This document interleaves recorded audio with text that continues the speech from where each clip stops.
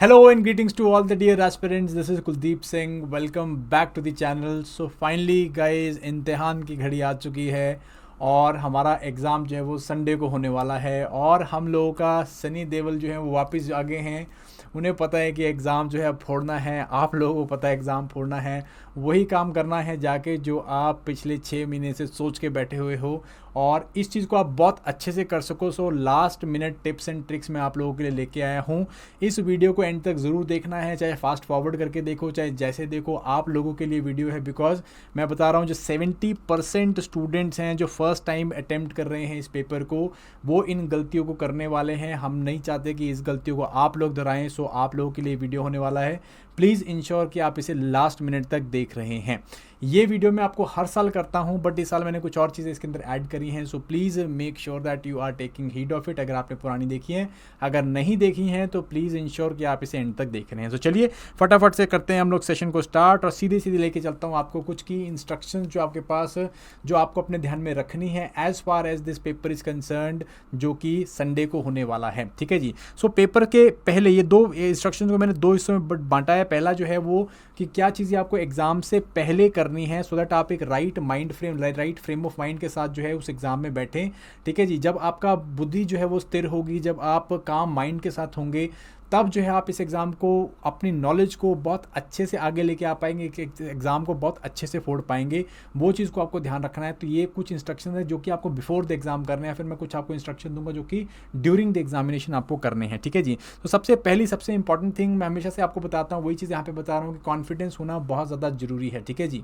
देखिए, आपने तैयारी करी है, आगे पिछले 6-8 महीने 1 साल से आप तैयारी कर रहे हैं, आपने सारा सिलेबस पढ़ा है, सब कुछ करा है जो करना चाहिए, टेस्ट सीरीज दी है आपने, अपने एक्यूरेसी रेट चेक किया है। You should have confidence on you, whatever your prepared is the best. And आपको ये चीज़ लेके ही पेपर में बैठनी है। अगर आप कॉन्फिडेंट रहोगे तो इवन आपका जो गट, जो आपका जो एक वो कहेगा ना कि भाई ये इस क्वेश्चन का ये आंसर होना चाहिए, मेरी गट फीलिंग ये कह रही है, तो वो चीज़ भी ठीक हो जाएगी। अगर आप अंडर कॉन्फिडेंट होंगे तो आप ओवर थिंक करोगे तो आप ओवर रीजन करोगे अपने ऑप्शंस में और वहाँ पे क्वेश्चन को गलत करके आ जाओगे। कॉन्फिडेंस रखना है। जो भी पढ़ाई कर ली है, पढ़ लिया है बहुत बढ़िया से, now it is all the show off psychological strength. So again आप अपने आप को कॉन्फिडेंट रखने की कोशिश कीजिए। ठीक है। जितना ईजी मैं बोल रहा हूँ उतना ईजी नहीं है, मुझे पता है कि एग्जाम स्ट्रेस है and everything is there, but you need to maintain that confidence. और उसे कैसे करोगे? कुछ चीज़ें ना करने के बाद, कुछ चीज़ें ना करने से। ठीक है। सबसे पहले मैं आपको बताता हूँ क्या चीज़ है वो। Do not trigger panic in the last day है। ठीक है जी। आज आपका फ्राइडे हो गया, Friday is already gone, then there is Saturday and then there is Sunday. So आपके पास सैटरडे का मेन दिन है। अगर आप इस वीडियो को देख रहे हो फ्राइडे को, अगर सैटरडे को देख रहे हो तो सैटरडे ही सही, बट ये एक बहुत ही क्रूशल दिन है। हम लोग बोलते हैं संडे को पेपर है, संडे क्रूशल है, नहीं, सैटरडे क्रूशल है। क्यों सैटरडे क्रूशल है? बिकॉज यहाँ आपका जो है माइंड वो अपने आप को प्रिपेयर कर रहा है एग्जाम के लिए, जैसे कि एक योद्धा प्रिपेयर करता है फाइट के लिए। ठीक है जी। सो सैटरडे को आपको इंश्योर करना है कोई भी ऐसी चीज़ ना हो आपके साथ जिससे आपका कॉन्फिडेंस हिल जाए। ठीक है जी। सेना में ये होता है, अगर सेना में ऐसा हो कि भाई योद्धे जो भी अभी वॉरियर्स हैं वो लड़ने को तैयार बैठे हैं और सडनली उनके कैंप में ये खबर आ जाए कि भाई उनकी सेना तो इतनी बड़ी है, हारने वाले हम लोग, तो मनोबल जो है वो टूट जाता है। इस मनोबल को नहीं टूटने देना। ठीक है जी। पैनिक ट्रिगर्स को आपको अवॉइड करना है। कौन से पैनिक ट्रिगर्स है? अपने दोस्तों को फ़ोन करके ये नहीं पूछना कि तूने वो कर दिया, या उनको जाके नहीं बताना है कि मैंने ये कर लिया वो कर लिया है, या इस तरह की चीज़ों को डिस्कशन नहीं करनी है। अगर आप ये करोगे तो लास्ट मिनट में आपको लगे कि मैंने ये नहीं पढ़ा, वो नहीं पढ़ा, ये छोड़ दिया, वो छोड़ दिया, तो इस चीज़ को अवॉइड करना है। Anything which can cause panic triggers, इसको आपको जो है अवॉइड करना है, बिकॉज माइंड लास्ट डे में इन सब चीज़ों को अच्छे से नहीं लेके जाता है। ठीक है जी। So ensure that you are doing that. Next and very important is you need to relax. Saturday को नहीं पढ़ना है। ठीक है। लास्ट दिन का पढ़ा हुआ वैसे भी आपको कोई हेल्प नहीं करेगा, बिकॉज माइंड उस फ्रेम में होता ही नहीं कि कुछ नई इन्फॉर्मेशन ऐड करे, तो लास्ट दिन में पढ़े हुए वैसे भी आपको कोई फ़ायदा होने नहीं वाला है। ठीक है जी। और होगा भी तो जस्ट 1% लोगों को होगा, तो you should not do it. Last दिन पढ़ने का कोई वो नहीं बनता है, कोई इस तरह का आइडिया नहीं बनता है। So do not do it, just relax. Saturday को आप रिलैक्स करो और एक अच्छी गुड नाइट स्लीप के लिए कोशिश करनी है। ठीक है जी। अगेन फर्स्ट अटेम्प्ट स्पेशली जो है उनके पेट में बटरफ्लाइज होती है, जिटर्स होते हैं, नर्वसनेस होती है, but please try to relax yourself. Relax करने की कोशिश करनी है। सैटरडे को नहीं पढ़ना। स्पेशली जैसे अगर आप सुबह पढ़ रहे हो तो थोड़ा बहुत पढ़ लो, बट उसके बाद नहीं पढ़ो और आराम से अपने घर वालों के साथ बात करो, अपने दोस्तों के साथ बात करो, जो लोग प्रिपरेशन में नहीं है उनके साथ बात करो और अपने आप को, अपने माइंड को जो डाइवर्ट करने की कोशिश करो उस नर्वसनेस से, ठीक है कि नहीं। गुड नाइट स्लीप लेने की कोशिश करनी है, like at least you go to the bed 9 और 10 PM और whatever you go to sleep, ठीक है जी, 9-10 बजे ही करना है, ठीक है। सोने से पहले एक ट्रिक दे देता हूँ कि have a like good glass of milk, अच्छा सा दूध वूध पी के सो।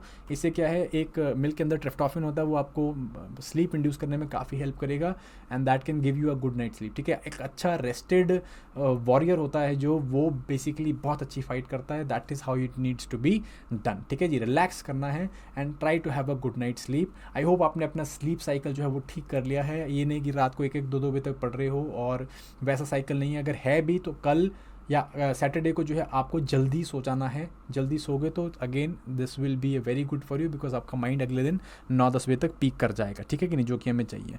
राइज अर्ली एंड मेडिटेट, ठीक है। अगले दिन जब सुबह उठोगे आप तो प्लीज़ थोड़ा जल्दी उठना, ऐसे नहीं कि 9 बजे पेपर है और आप जो है लाइक 8 बजे उठ रहे हो, तो try to get up early, 6-6:30 7 AM आप आराम से उठो, ठीक है जी। And try to calm your mind down, specially जो फर्स्ट अटेम्प्टर्स हैं, प्लीज़ मेडिटेट, या जिससे भी आपको लगता है कि आपका माइंड जो है सूद होता है, म्यूज़िक सुन के होता है, वॉक पे जाके होता है, साइकिल करके होता है, जैसे भी होता है, please try to do that and ensure कि आपका माइंड जो है वो राइट फ्रेम में है यहाँ पे, ठीक है कि नहीं। Then another important thing is कि प्लीज़ जाने से पहले आप अपना एडमिट कार्ड को चेक ज़रूर कर लो, like at least carry 2 copies of your admit card, आप अपने ID प्रूफ को कैरी करो, ठीक है जी।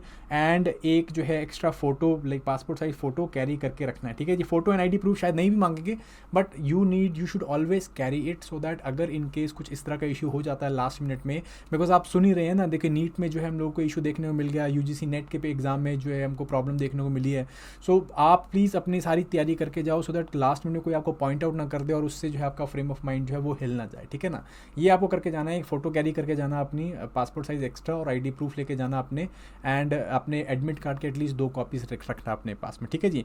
अनदर इंपॉर्टेंट थिंग इज़, क्योंकि हिमाचल में देखो जी आपके जो एग्जाम सेंटर्स है वो बहुत दूर हो सकते हैं, और कई बार ऐसा भी हो सकता है कि किसी और डिस्ट्रिक्ट में बना हुआ हो, so please try to reach at least 40 minutes before, ठीक है। आपका एग्ज़ाम का जो टाइमिंग दे रखा है उससे एटलीस्ट 40 मिनट पहले निकलने की कोशिश करना, 40 मिनट पहले पहुंचने की कोशिश करना। अगर आपका एग्ज़ाम सेंटर जो है वो दूर बना हुआ है, it is like in a different district, तो प्लीज़ एक दिन पहले ही चले जाना। जहाँ पे भी मैं हमेशा बच्चों को बोलता हूँ कि अगर आपका 2 घंटे से ज़्यादा ट्रैवल टाइम है आपके एग्ज़ाम सेंटर के लिए, तो प्लीज़ एक दिन पहले चले जाओ, ताकि आपको जो है वहाँ पर ज़्यादा इस तरह का हैसल ना हो, ठीक है कि नहीं। एग्ज़ाम सेंटर में पहुँच जाओगे, अगर एक दिन पहले पहुँच जाते हो तो प्लीज़ शाम को जाकर अपना एग्ज़ाम सेंटर देखा, वो आपको काफ़ी ज़्यादा हेल्प करेगा। एंड अगर नहीं आपको पता है उस एरिया के बारे में, तो 40 मिनट्स पहले पहुँचने की कोशिश करना है, सो दैट आपको किसी भी तरह से इस तरह का पैनिक ना हो कि भाई मैं लास्ट मिनट लेट हो रहा हूँ या मुझे एंट्री मिलेगी कि नहीं मिलेगी। अभी रिसेंटली UPSC में एक बहुत अच्छे छात्र का जो है उसको एंट्री नहीं मिली थी, और ये अगेन वायरल भी हुआ काफ़ी ज़्यादा, तो ये आपके साथ ना हो, तो इसको आपको जो है थोड़ा सा ध्यान रख के चलना है, ठीक है कि नहीं। सो प्लीज़ इंश्योर दैट ये आप लोग कर रहे हैं। तो ये कुछ 6 इंस्ट्रक्शंस हैं मेरी तरफ से जो कि आपको पेपर से पहले करके चलने हैं। And then there are some things, total like things which you need to do during the examination। जब आप एग्ज़ाम में बैठोगे उस चीज़ को लेके करनी है। Total 4 like I would say total 5 things that you need to do, ठीक है। मैंने एक और चीज़ यहाँ पे ऐड करी है, उसको हम लोग देखते हैं। पहली चीज़, सबसे इंपॉर्टेंट चीज़, जब आप अपने GS के पेपर में बैठोगे तो GS का पेपर अटैम्प्ट कैसे करना है समझो। You have to follow a staggered attempt rule. आपको पहली बारी में सारे पेपर अटैम्प्ट नहीं कर देना है, ठीक है जी। आपको ये मान के चलना है कि HPS का जो पेपर आएगा वो थोड़ा लेंथी होगा, क्योंकि हम लोग पिछले काफ़ी टाइम से लेंथी पेपर देख रहे हैं। मैंने बहुत बारी अपने एनालिसिस में बताया कि लेंथी पेपर है, सो लेंथी पेपर चल के एक्सपेक्ट करना है, तो आपको थोड़ा तेज़ चलना है, ठीक है जी। आपको 2 रीडिंग्स करनी है at least, reading 1 and reading 2। Reading 1 में आपको 100% एंड अप टू 75% जो सही है क्वेश्चंस उनको मार्क करना है, उनको अटेम्प्ट कर लेना है। एंड सेकंड रीडिंग में आप 50% वालों के ऊपर आओगे, ठीक है कि नहीं। नेगेटिव मार्किंग है 0.33%, आपको पता ही है नेगेटिव मार्किंग है। सो 50% वाले जो है लास्ट में हमने रखने हैं सेकंड रीडिंग में। वहाँ पे हमें कैलकुलेशन बिठानी कि आपने कितने अटेम्प्ट कर लिए हैं, उस हिसाब से हम रीडिंग 2 में इन 50% को अटेम्प्ट करेंगे। फर्स्ट रीडिंग में 100% to 75% जो आपको लगता है कि ये सही है इसका आंसर, उसको अटेम्प्ट कर देना है। आपका एवरेज अटेम्प्ट जो है अराउंड 40-45 के आसपास में आ जाना चाहिए, ठीक है कि नहीं। आपको अपनी एक्यूरेसी रेट को लेकर चलना है। देखो पिछली बार की जो HS की कट ऑफ्स है ना, वो अराउंड 100 and 105 के आसपास में जा रही हैं, ठीक है जी। 100-105 लाइक पिछली बार 90s में भी गई हैं, बट 105 के आसपास में आप एवरेज लगा के चलो कि मुझे 105 से 110 लेके चलना है, so that I am secure for the mains, है ना, मेंस की सिक्योरिटी लेके चलनी है, बीच में नहीं लटकना है। तो 105 के लिए जो है आपको again you need to attempt, अगर पेपर नॉर्मल आता है जैसे पिछले सालों में आया तो 70 to 75 क्वेश्चन अटेम्प्ट करने होंगे आपकी एक्यूरेसी रेट को देख के। अगर आपकी एक्यूरेसी रेट 80% के आसपास में तो आप जो है 75 to 70 क्वेश्चन अटेम्प्ट करोगे तो आप इजीली 100 to 105 में पहुंच जाओगे या इससे ऊपर पहुंच जाओगे, ठीक है ना। ये एक रूल है, बट इसको आप दी रूल मत मान के चलना, this is a rule of thumb, ये एक बेस रूल है। आपको पेपर को देखना है साथ में कि पेपर किस लेवल का आ रहा है, बहुत ज़्यादा टफ है, लेंथी है, ईजी है, कैसा पेपर आ रहा है। जैसे अभी इस बार का यूपीएससी को देखोगे तो कंपैरेटिवली ईजी आया था पिछले साल से, तो इस तरह से देख के चलना है एकदम। इसको ऐसे बस ऐसे पत्थर की लकीर वाला रूल नहीं बना लेना है। 70 to 75 क्वेश्चन का ट्राई करना है 80% एक्यूरेसी रेट के साथ, दैट मीन्स कि इसमें 80% ठीक हो आपके। अगर एग्जाम टफ आ गया है तो आप इसको थोड़ा सा कम कर लेना, टोन डाउन कर लेना। अगर थोड़ा सा ईजी आ गया तो आप 75 से 80 की तरफ भी जा सकते हैं, ठीक है। But rule remains the same, reading 1 में आपको 100% टू 75% वाले करने हैं जो आपको ठीक लगते हैं, एंड सेकंड रीडिंग में आपको 50% वालों के ऊपर जाना है। यहाँ पे आपने देखना है कि भैया आप इस रूल के कितने नज़दीक पहुँचे हो, एग्ज़ाम का पैटर्न कैसा है, क्या आपको ये डिफ़िकल्ट लग रहा है, उस बेसिस में आपको जो है ये फर्दर स्टेप उठाना है, ठीक है जी। Second and very very important thing, please अपनी OMR को साथ साथ में भरना। आप लोगों के लिए बता रहा हूँ, आप लोग क्या करते हो कि भाई, और बहुत सारे लोग करते हैं, मैं ये नहीं कह रहा हूँ कि सिर्फ फर्स्ट अटेम्प्ट करते हैं, सेकंड अटेम्प्ट थर्ड अटेम्प्ट भी कर देते हैं कई बारी कि OMR को सोचते हैं कि लास्ट में भरेंगे, लास्ट के 5-7 मिनट में गोले मारेंगे, अभी जो है क्वेश्चन के पेपर के ऊपर ही गोले मार देते हैं और उसमें आंसर लिख देते हैं और आगे चल पड़ते हैं। ऐसा नहीं करना है। If you secure a kill, if you kill someone, अगर बैटल में if you are killing someone you should secure the kill, है ना। अगर आपने वो आंसर निकाल लिया तो प्लीज़ उसे OMR में मार्क वहीं कर दो, उसके ऊपर आगे के लिए नहीं सोचना है। Again it's a very very important instruction, ये लोग करते हैं और बाद में अगर भरते भरते, क्योंकि वो लास्ट के 5-7 मिनट होते हैं और वो जो एग्जामिनर है वो बोल देता है कि भाई जल्दी जल्दी करो, या फिर 5 मिनट रह गए, तो आप गोले मारना स्टार्ट करते हो, एक भी गोला गलत भर दिया काम खराब हो जाएगा, ठीक है। ऐसा नहीं करना है, लास्ट मिनट में OMR नहीं भरनी है। Fill the OMR as you go along, और आप उनमें से बहुत इजीली कैलकुलेट कर पाओगे अपनी OMR में कि मैंने देखो 100 में से जो है 40 क्वेश्चन फर्स्ट गो में कर लिए हैं, मुझे अब 30 क्वेश्चन करने हैं या 25 क्वेश्चन करने हैं। You can make that strategy right there in the examination, that is very very important, ठीक है कि नहीं। नाउ अनदर इंपॉर्टेंट की instruction is have light meals between the examination, ठीक है। ये एग्जाम से पहले भी रूल अलाउ होता है, लागू होता है, ठीक है। एग्जाम से पहले जाओगे तो ब्रेकफास्ट प्लीज़ हैवी मत करना, पहले GS पेपर से पहले ब्रेकफास्ट हैवी मत करना। Try to go for a light meal, ठीक है जी। हो सके तो आप एक सिंपल मील खाइए, कंपैरेटिवली कम खाना खाइए, भूखा रखिए अपने पेट को, अच्छी बात है। थोड़ा कम खाना खाइए और हो सके तो एक अच्छी स्ट्रॉन्ग कॉफ़ी पी सकते हैं आप। That way your mind will be in the top form जब वो पेपर में बैठा होगा, ठीक है जी। आपका जो कैफीन है वो आपको अच्छी किक देगा, एड्रेनलिन रश भी देगा। एंड कम खाना खाया हुआ, थोड़ा सा अच्छा, बहुत कम भी नहीं खाना है, जो आपको जितना आपको लगता है कि मुझे इतनी भूख है उससे थोड़ा सा कम खाना, सो दैट आपको थोड़ा सा वो लथार्जिकपन महसूस ना हो, ठीक है जी। सिमिलरली जब पहला पेपर हो जाएगा, दूसरे पेपर के टाइम पे भी लाइट मील खानी है। हो सके तो आप जूस की बॉटल या कुछ इस तरह की चीज़ अपने पास रख सकते हो, ये भी आपको काफ़ी ज़्यादा हेल्प कर सकती है। अगेन इससे क्या होगा कि आपके पास वो एसेंशियल कार्बोहाइड्रेट शुगर्स रहेंगी, बट आप अपने आप को बहुत ब्लोटेड और भारीपन वो जो है वो महसूस नहीं करोगे, दिन के टाइम में बहुत ज़्यादा होता है, ठीक है कि नहीं। और इसके साथ में आपको एक और काम करना है जो कि बहुत सारे बच्चे करते हैं कि पेपर को ब्रेक के टाइम पे डिस्कस नहीं कर रहे हैं, ठीक है जी। आते हैं बहुत सारे चैंपियंस आते हैं जो बोलते हैं कि भी पेपर के बाद बाहर निकलते हैं, ओ भाई मैंने तो ये कर दिया, ये फोड़ दिया पेपर, इतने क्वेश्चन कर दिए हैं, ठीक है जी। हर एग्जाम सेंटर में आपको ऐसे लोग मिलेंगे जो आपको बोलेंगे भाई ये इसका आंसर बता, ये था, नहीं मैंने तो यही किया, यही आंसर मुझे पता है। इस तरह के डिस्कशंस पे नहीं पढ़ना है। इन डिस्कशन में पढ़ने के बाद क्या होता है कि कॉन्फिडेंस लूज़ हो जाता है, या आपको ऐसा लगेगा कि एक डाइसी आ जाएगा दिमाग में कि भाई अगेन ये पेपर होगा कि नहीं होगा। तो वो सब चीज़ सेकंड पेपर में जाती हैं, दिखती हैं, और कई बारी जो है ये काफ़ी ज़्यादा डेवस्टेटिंग इफेक्ट प्रोड्यूस कर सकती हैं, स्पेशली उन कैंडिडेट्स के लिए जिनका CSAT बहुत ज़्यादा स्ट्रॉन्ग नहीं है, ठीक है। तो प्लीज़ अवॉइड करो, पेपर डिस्कस नहीं करना है ब्रेक के एग्ज़ाम टाइम पे, क्योंकि वो आपके कॉन्फिडेंस को हिला सकता है। और वो लोग स्पेशली जो पेपर को अटेम्प्ट को देख रहे हो कि भाई इसका आंसर ये है कि नहीं है, प्लीज़ अपने जो मन के वो जो घोड़े होंगे उनको शांत करना है, अपने उतावलापन जो है उसे शांत करना है। पेपर के बाद आपको आंसर कीज़ होंगी, हम लोग भी ऑनलाइन होंगे, बहुत सारी चीज़ें, बहुत सारे इंस्टीट्यूट, बहुत सारी आंसर कीज़ ऑनलाइन होंगी, उस टाइम पे देख लेना, अभी नहीं देखना है, ठीक है कि नहीं। Try and understand this. Last but not the least, do not take CSAT lightly. बहुत ज़्यादा इंपॉर्टेंट पेपर हो गया है अब पिछले 2-3 सालों में, बिकॉज बहुत सारे डिज़र्विंग कैंडिडेट CSAT में 66 मार्क्स नहीं लेके आ पा रहे हैं।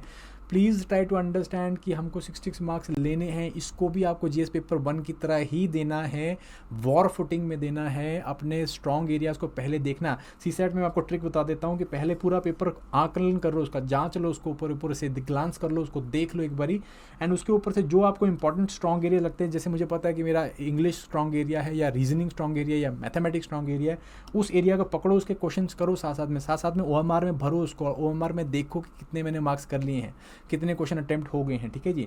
उस हिसाब से अटेम्प्ट करना होगा आपको। 80 to 85 मार्क्स, 90 मार्क्स एटलीस्ट लेके आने होंगे आपको, ताकि आपको ये टेंशन ना हो कि भाई सीसैट क्लियर हो रहा है कि नहीं हो रहा, ठीक है। मेरा स्पेशली मैसेज उन बच्चों के लिए भाई जो उसका सीसैट में डर है या सीसैट में जो वीक हैं, प्लीज़ आप अपने सीसैट के पेपर को किसी भी तरह लाइटली नहीं लेना, और सीसैट के पेपर में प्लीज़ अपने आप को जो है एक बारी ग्लांस करने के बाद साथ साथ में उस पेपर को अटेम्प्ट करना और अपने अटेम्प्ट को देखते रहना, ठीक है। That way what will happen is you will maximise your chance to get through with the CSAT paper, ठीक है। So these are some of the instructions and takeaways, और दी जो मतलब चीज़ें करने वाली होती हैं as far as the exam days are concern. I hope I was able to make sense and I was able to give you those important points which you must remember, ठीक है जी।